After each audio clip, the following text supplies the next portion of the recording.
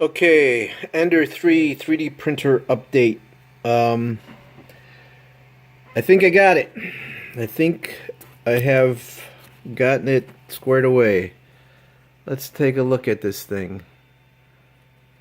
If you can see, it's kind of glossy. The squish is pretty good. This is the back side. This is the top side. And using file TD14. Anyway, it's just my naming convention. D stands for default, so pretty much everything in Cura 3.6.0 is default. This is the 14th iteration of this file. It is set up for the first layer to be at 195 with 60 for the bed and a 0.20 or a 0.2 millimeter height. And the 0.24 is the actual measurement measured with a caliper. I know that should probably be more accurate, but at this point I'm trying to figure out one thing at a time. So we'll get to that eventually. The Z height, Z equals 108. That's the Z offset, as depicted here in the line that says M851, Z minus 108. And then of course the line above it, the M301, is my PID values for the hot end.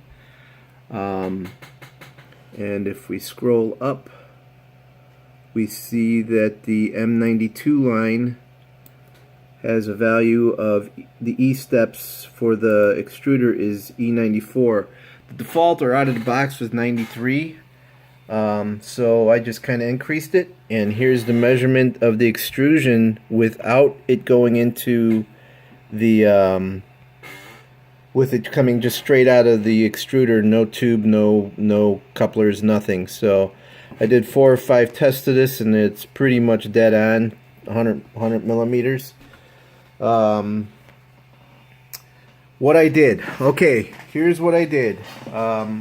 And I think what actually made the difference was changing my PID values back to out of the box, which that's what these are. These are back out of the box values, or the PID values.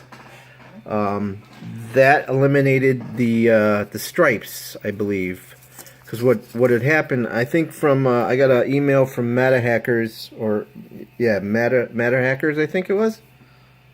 Anyway, if I got that wrong, I apologize. But they sent me an email and said that it sounds like it might be the PID tuning might need to be done.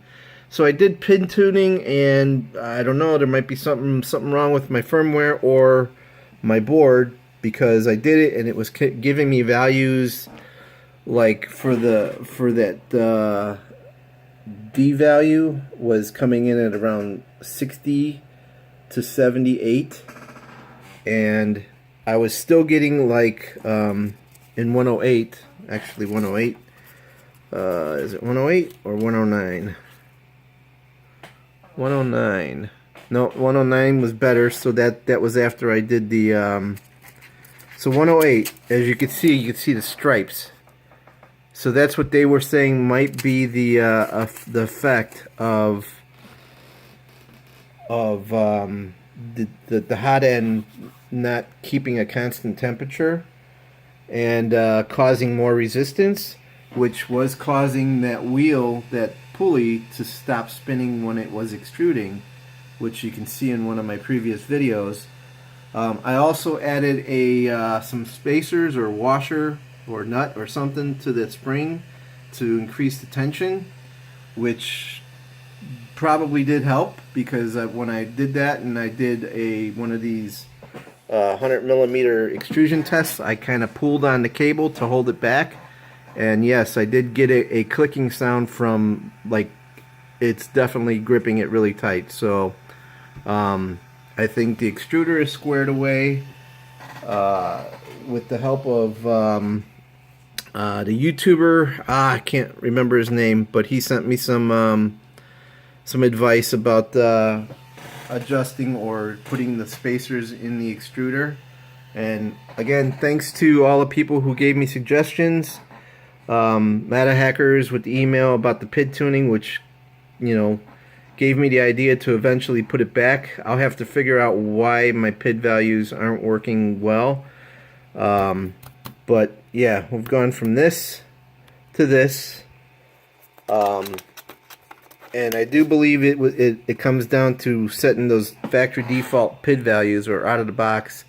It's not perfect. You can see some little gaps in there a little bit, but it's pretty good. I'm pretty happy with it. Alright, so in the end, I replaced the extruder. I replaced the couplers at both the hot end and at the extruder end.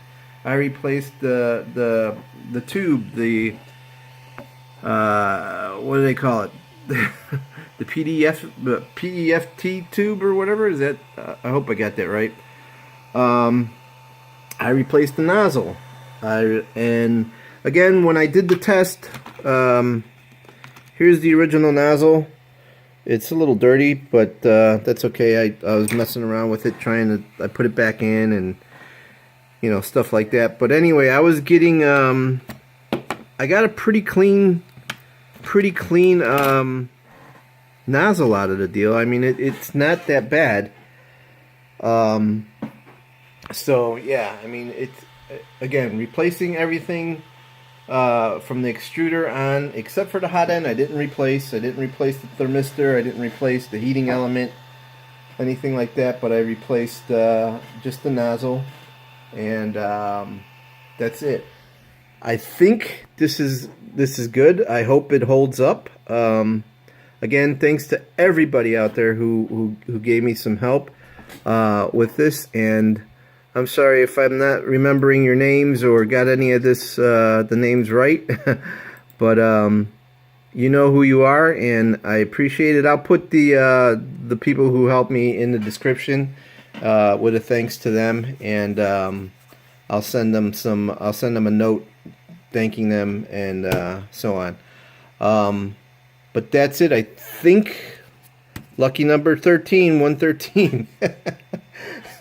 I'm so happy. I mean, this is a long time coming. It's been a while since I actually had this thing printing in a half decent manner. So thanks again. Thanks for watching. Leave a comment, subscribe, you know, all the stuff. Punch the bell, ring the bell, whatever. But I appreciate everyone's help. Thank you.